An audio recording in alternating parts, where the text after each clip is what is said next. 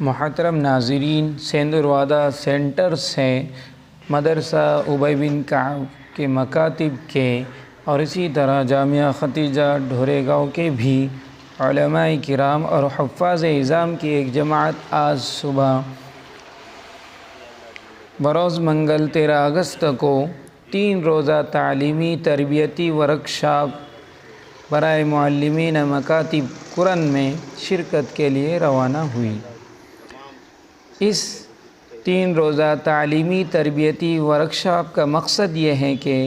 علاقے میں مکاتب کے نظام تعلیم کو مضبوط و مستحکم کیا جائے۔ اس ورکشاپ میں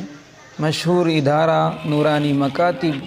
کاپودرا کے ماہر و مشاق اساتذہ کرام تشریف لا رہے ہیں، جو قلیل وقت میں تجوید کے ساتھ قرآن مجید اور نورانی قاعدے کی اعلیٰ تعلیم سے نو نہالان ملت کے ذہنوں کو کیسا آراستہ کرے، اس کا طریقہ کار اور مکاتب کے نصاب تعلیم کو انتہائی آسان انداز میں